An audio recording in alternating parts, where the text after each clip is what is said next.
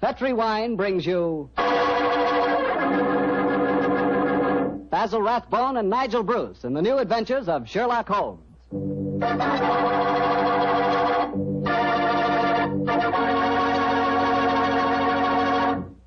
The Petri family, the family that took time to bring you good wine, invite you to listen to Dr. Watson tell us another of his fascinating stories about his old friend, that master detective, Sherlock Holmes.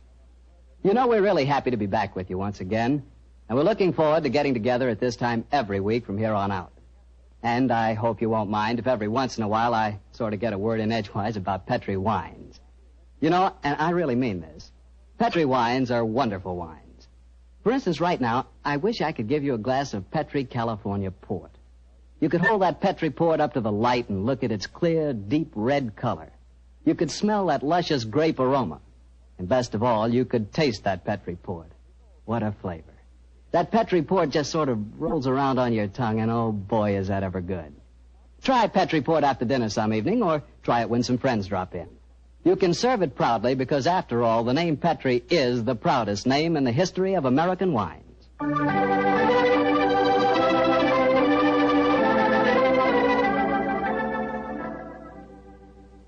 And now let's look in on our good friend Dr. Watson and see if he's expecting us. Come in, Mr. Bartell. You're just the man I've been expecting. How are you, Dr. Watson? It's good to see you again. Thank you, my boy. It's very nice to see you again, too. I've missed our Monday night visits during the last 3 months. Sit yourself down. Would you care to join me in a glass of port? Well, thanks, Doctor. That'd be nice. You know, it seems to me after our summer vacation, a toast to the great Sherlock Holmes would be in order. That's an excellent idea. Here you are, young fellow, my lad. Thanks. You propose the toast, Doctor.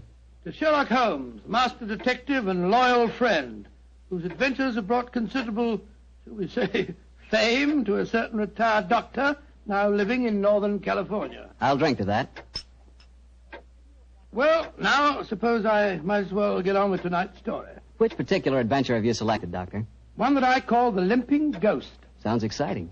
And, as usual, you find me saying, how did it begin?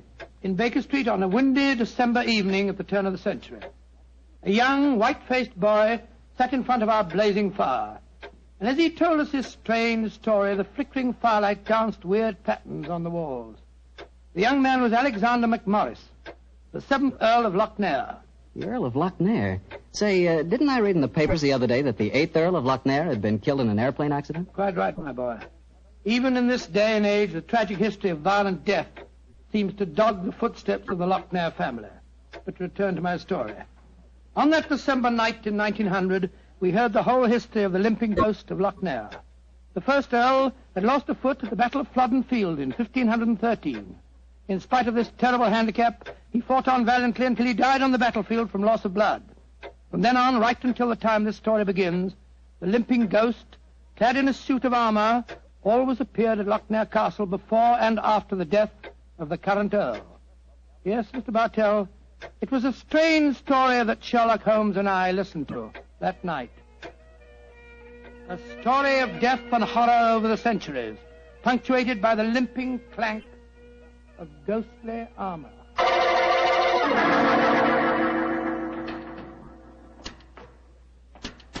Milady, I have terrible news for you. Your husband, the Earl, was killed in the explosion that destroyed Lord Darnley.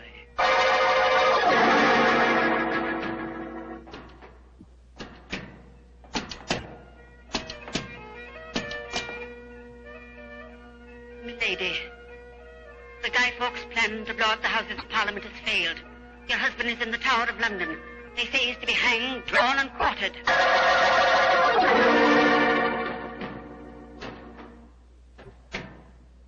Madam, I regret to inform you that your husband, on my instructions, has been arrested for murder. I have no doubt that he will hang. And that's the story of the Lochnairs, Mr. Holmes. You were instrumental in sending my great uncle to the gallows, a fate which he richly deserved, I'm told. So it seemed only natural to come here to Baker Street and consult you now that I'm in trouble. I shall be most happy to do anything I can to help you, sir. I don't remember anything about your sending the Earl of Lochnair to the scaffold, Holmes. Well, he did, Dr. Watson. Mm-hmm. And the servants have always sworn the ghost really did walk at midnight on the day that he was hanged. Indeed. Now, sir, I suggest that you tell us what problem brought you here. The ghost is walking again, Mr. Holmes. You know what that means. According to the legend, that the present Earl will die. Exactly. And as I'm the present Earl, you can see why I'm rather worried. Am I to understand that you've actually seen this ghost yourself? Yes, Mr. Holmes. The night before last, Betty, well, that is, Miss Nolan and I were sitting in the dining hall in front of the fire when we heard a strange sound up in the musicians' gallery. We looked up and in the moonlight saw a ghostly figure in armor limping towards the staircase. Oh, gracious me. My dear sir, you're certain that you really saw it? Moonlight can play strange tricks, you know. There wasn't any doubt about it, Doctor. We both saw and heard it. What did you do? I started to go towards the stairs, but as I did so, Betty screamed and then tumbled to the floor in a heap. Fainted, I suppose. Yes. While I was reviving her, the ghost disappeared. Who's staying with you at Lochnair Castle at the moment? Well, there's Betty Nolan. She's the sister of James Nolan. He looks after my estate. Betty and I are engaged to be married. Oh, congratulations, sir. Thank you. Yes, indeed. Anyone else staying with you? Yes, a distant cousin of mine, Jeremy K. McMorris, an American. He turned up in England a couple of months ago with his son Walter. They're both with me at the present. A distant cousin. That's right, Mr. Holmes. Actually, they're descendants of a more than usually black sheep branch of the family. I don't know how long the old man's going to be with us, though.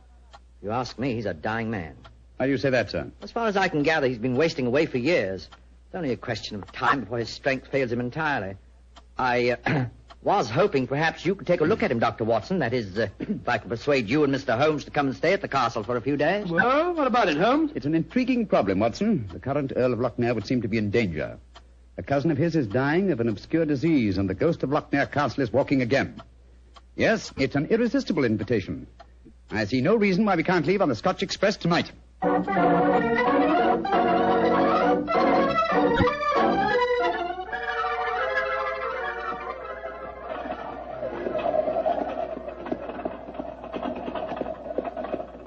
It's been quite a heavy fall of snow here in your absence, young man. Quite so, and judging from the color of the sky, there's more to come. Very angry looking. Oh, now, as we round this bend, you'll be able to see the castle. Ah, yes. There you are, gentlemen. Magnificent. Yes, it's a fine place, all right, Doctor, though it cost me a great deal in upkeep. As a matter of fact, I only have one wing open. It's always been something of a problem to get servants to come and live here. See, the local villagers have a great respect for the Lochnair ghost, you know. What servants do you have at the castle at present? Well, cook housekeeper, Mrs. McClintock, fine old lady who's been with me for 6 years now. And then there's old Tammas. He served my family for as long as I can remember. Well, as a matter of fact, there he is now. Hello, Tammas. I'm glad to see you back, my lord, and that's a fact. Oh, thank you, Tammas. Oh, these gentlemen are Mr. Sherlock Holmes, Dr. Watson. Well, good day to you, gentlemen. How do you Good do? day, Thomas, good day. Before I take the trap round to the stables, I may as well break the news to you. Yes, what's happened, Tammas? It's your cousin, my lord. Poor old Mr. McMorris. He's dead. What? Died early this morning. God rest his soul. Dead. I'm very sorry that I arrived too late to be of any help. Well, thank you for telling me, Tammas. Oh, you may take the trap round now. Aye, sir. I'll bring the baggage up later. So he's dead. Well, I can't say it's unexpected, but it is a shock nevertheless. I'm sure that it must be, particularly as you yourself told us you saw the ghost of Lochnair the night before last. In which case... In which case, Watson, I think we may reasonably expect another visitation. Perhaps before the night is over. Shall we go in?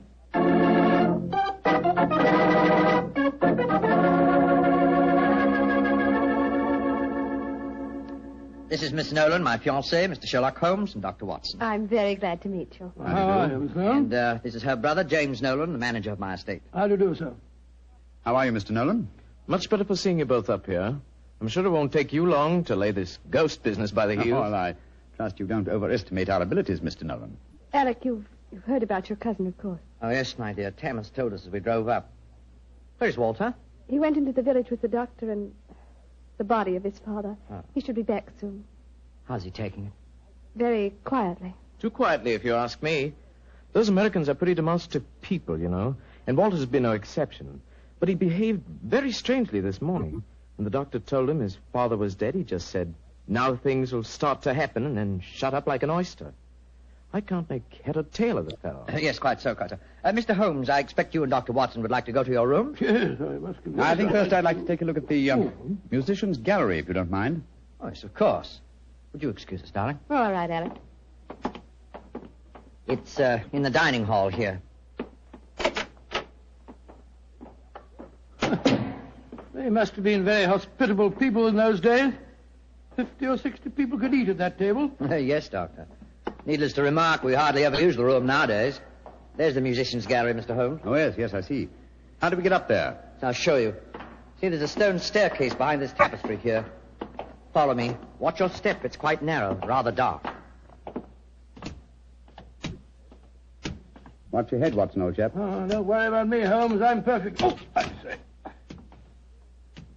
Must have built these stairs for pygmies. Oh, yes. Here we are, gentlemen. This is the musicians' gallery. By Jove. They must have made a pretty picture in the days gone by. A little string orchestra fiddling away up here, and down below the Scottish nobility bobbing and floating round in the intricacies of a Highland schottische or a stately gavotte or something. Where does that door lead to? To the bedroom wing. And that's where the ghost appeared from the other night, I suppose. Yes, Mr. Holmes. Uh-huh. The door's ajar. You generally keep this door unlocked, sir? Why, no. But the key mysteriously disappeared about a week ago. James is having a new one made. So I must remind him about that. Alec! Alec, where are you? Oh, we're up here, Walter. We're coming down. That's Walter McMorris. My dead cousin's son. Poor fellow, this must be a dreadful day for him. Yes, I'm afraid this is going to be a rather painful interview. Oh, hello, Walter. This is Mr. Sherlock Holmes and Dr. Watson. How do you do, sir? How do you do? Sherlock Holmes, sir. I've heard about you and your friend, Dr. Watson. Walter, old man, I'm dreadfully sorry about your father. Are you now? Isn't that nice of you? Well, you'll be sorry enough when you hear that I'm going to take you to court and prove that I'm the real Earl of Lochnair. Why, Walter, you're out of your mind. Am I? No. Father was out of his because he kept quiet all these years. But I'm going to have my rights.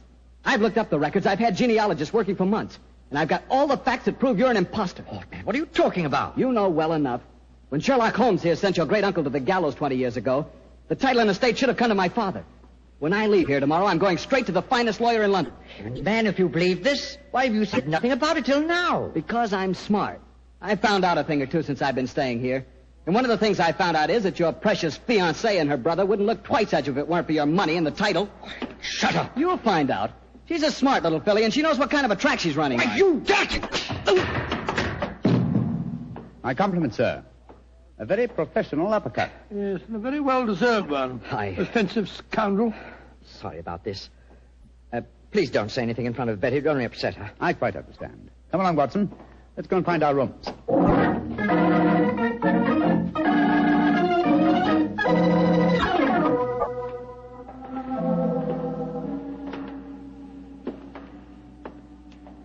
Holmes, it's nearly dinner time. Why are we wandering about here in the dark instead of having a glass of sherry with the others in the library? I'm a conscientious practitioner, Watson. I like to earn my fees. It occurred to me that a further examination of this dining hall might prove profitable. Well, personally, Holmes, I think you're wasting your time on this case. What makes you think that, old chap? It's perfectly obvious that young American fellow was impersonating the ghost a few nights ago. He knew his father was going to die, and he wanted to build up the legend so as to make his own claim seem more believable. Well, that's very sound reasoning, Watson. Though to be logical in his deception, he should repeat the performance now that his father is dead. Well, ghosts only walk at midnight, so why don't we go and have a glass of sherry? Shh. What is it, Holmes? Someone's coming in from the library. The lighted candle.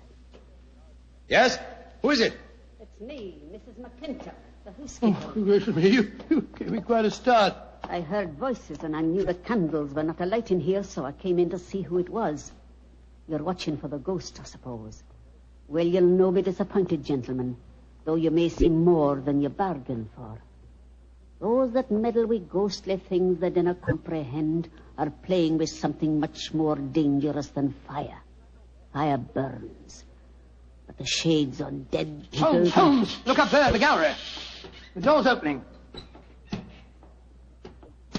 It's the ghost. Aye, here he comes, the poor body. See the armor on him, and the way he's dragging one leg behind him. Yes, it's really quite an effective impersonation. And the twilight provides most appropriate lighting for his play acting, too. You mean it's the young American? Of course, obviously. Look behind him. There's another figure. Yes. Dressed in the same kind of armor and carrying a sword. Game's afoot, Watson. The ghost has seen him. He's turning. The second figure's raising his sword. Look out!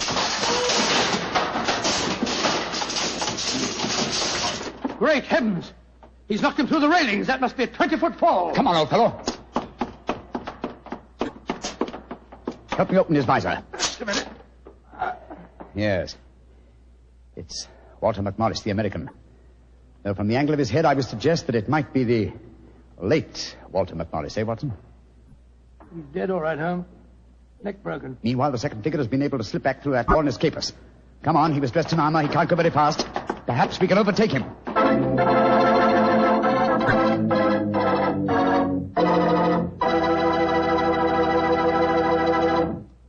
Dr. Watson's story will continue in just a few seconds, which is all the time I need to tell you about Petri California Muscatel. Ever try Petri Muscatel? It's a wine that looks like sheer gold, and it's made from big, plump, juicy Muscat grapes. Boy, pop one of those Muscat grapes into your mouth, and you know you've got something delicious. You know that. And you get the same flavor in Petri Muscatel. It's a perfect wine to serve a lady. Women love it. And that best time to serve it is after dinner or on a Sunday afternoon, you know, times like that. But just make sure it's Petri Muscatel, because that's the way to make sure it's going to be good. Remember, Petri.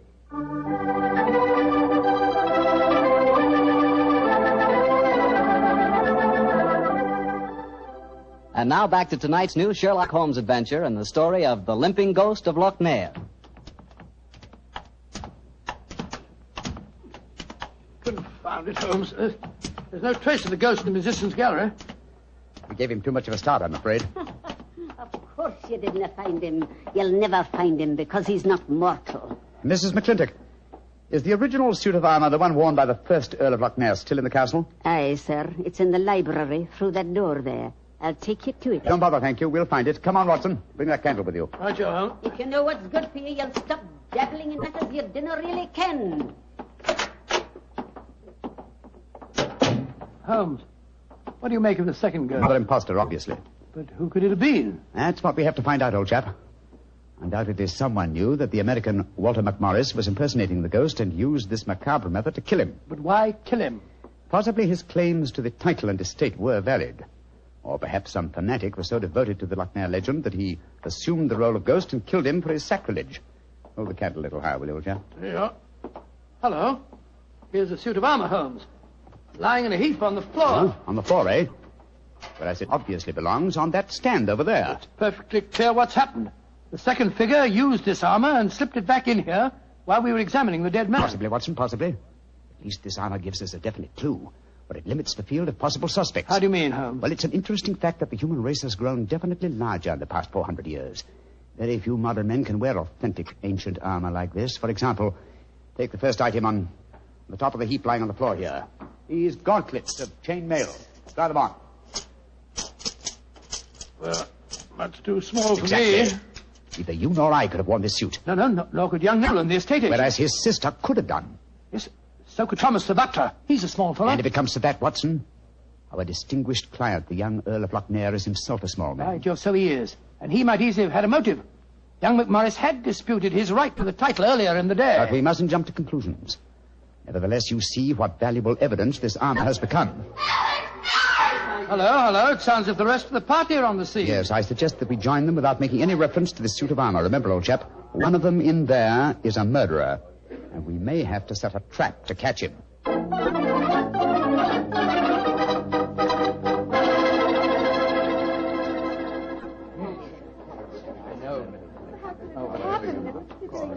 Are you sure he's dead, Dr. Watson? There's no doubt about it. His neck was broken instantly by the fall. It's dreadful. Father and son both dying on the same day. And you said the real ghost came up behind him, Mr. Holmes, and struck him so they crashed through the railing up there. I said another figure dressed in armor killed him, Mr. Nolan. 'Twas a real ghost. I saw him with my own two eyes. He killed that man for trying to bring shame on the name of Loch Ness. Shouldn't we get into touch with the police? How can I get a message to them tonight? Have you looked outside? We're almost completely snowed in. Snowed in. Oh, Alec, I'm frightened. Hush, darling. There's nothing to be afraid of anymore. No, at least we have the assurance that the ghost will not limp again. Why? Well, the murderer has no further motive for impersonating the ghost. To walk now would be to support the dead American's claims. No, We shall spend a quiet night, and tomorrow I shall communicate with the proper authorities as to my quite definite notions regarding the murderer's identity. But if the ghost should walk again, Mr. Holmes? Well, then, sir, I shall know that at last I have encountered a truly supernatural crime and shall retire from the practice of detection.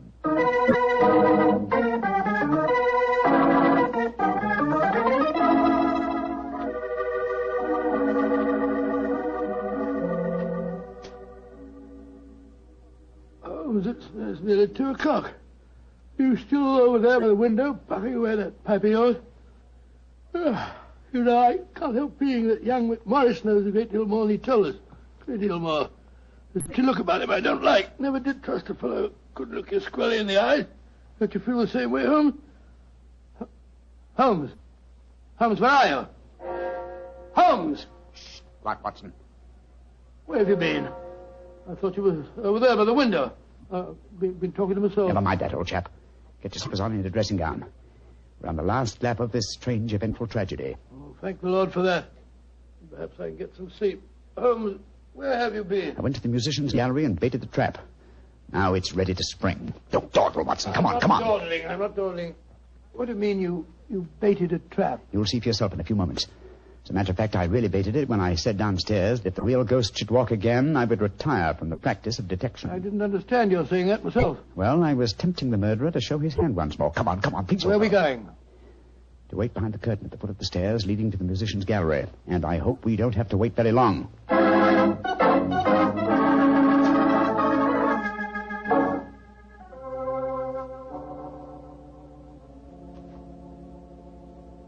Holmes, I'm getting a crick in my neck trying to peer through this wretched curtain. How much longer do we have to wait? Till our murderer arrives. Are you certain he'll come? Not certain, but hopeful. Extremely hopeful. You know who it is, don't you? Yes. But my proof is too thin for a court of law. I must catch him in the act. Here he comes. Splendid. Let's go up and grab him. No. They walk into my trap. He's coming towards the head of the stairs. Oh! Great Scott! Exactly. A simple piece of wire stretched across the gallery is remarkably effective, even with ghosts. Come on, Watson. Help me off with this visor. There we are. Good Lord, it's James Nolan. Exactly. What happened? You walked into a simple trap, my friend. I'm afraid the next trap will be more lethal, for it will undoubtedly prove to be the one beneath the gallows.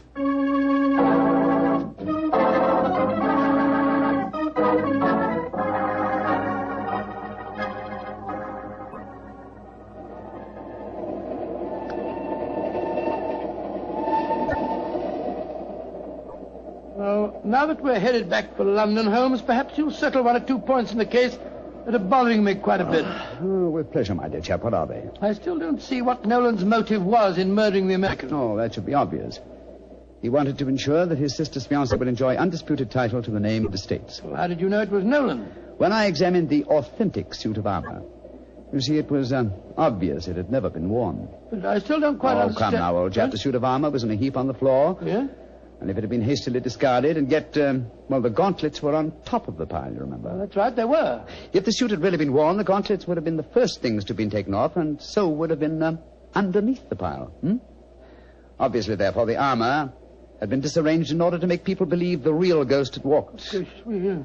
After the American's death, the suspects were 4. Miss Nolan, her brother, Thomas, the butler, and the Earl himself. Well, I ruled out Mrs. McClintock because, you remember, she was standing behind us at the time of the murder. Well, I'm beginning to understand. All the suspects except Nolan were small enough to have worn the armor. That's right. Therefore, only he could have pretended to use it. Pretended? But he did use it. Oh, no, my dear fellow. Undoubtedly, he procured a similar one of modern manufacture. An amazing case, Holmes. An interesting one, at any rate.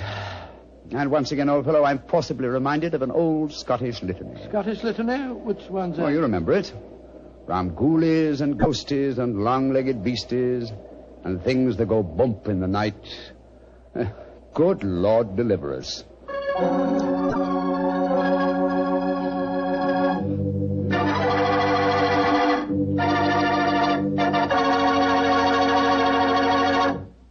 Well, Doctor, that was really a swell story. You know, for a while there, I was beginning to believe in ghosts. Well, I'm ashamed to admit it, but at the time, so was I. You know, this sounds silly, but I bet it would be fun to be one of those legendary English ghosts. You know, go around sticking your nose into everybody's business and playing practical jokes like mad and nobody able to figure out who did it. That would really be fun in a way. Well, you can go around scaring people all you want to, but not for me. I think a ghost leads a terrible life herself. For instance, a ghost can't have the pleasure of eating a nice, juicy steak. Yeah, or drinking a glass of really good wine. Ah, now you're talking, young fellow, my lad. Petri wine. Yeah, still talking, young fellow. You see, when I say good wine, I always mean Petri wine because you can depend on Petri. I know. Why, the Petri family has been making wine for generations, handing on down from father to son, all their skill and knowledge and experience. When you realize they started the Petri business way back in the 1800s, well, common sense tells you the Petri family knows practically all there is to know about the fine art of turning luscious grapes into clear, fragrant wine. Yep, whether you're looking for a swell wine to serve before dinner or with dinner or after dinner, for any occasion, you just can't go wrong with a Petri wine because Petri took time to bring you good wine. Now, Doctor, what story are you going to tell us next week? Well, now, next week, Mr. Bartell, I'm going to tell you a strange adventure that Holmes and I had in the English countryside. It concerns the apparent madness of a certain Colonel Warburton and the puzzling mystery of 2 dead dogs.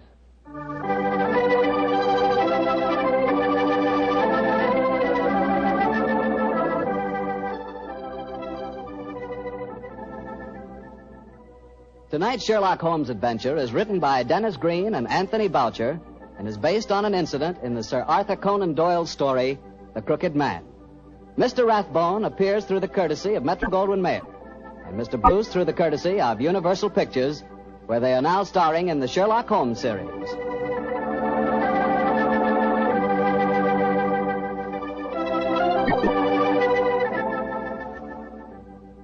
The Petri Wine Company of San Francisco, California, invites you to tune in again next week, same time, same station. Oh, the Petri family took the time to bring you such good wine. So when you eat and when you cook, remember Petri wine. To make good food taste better, remember... Petri.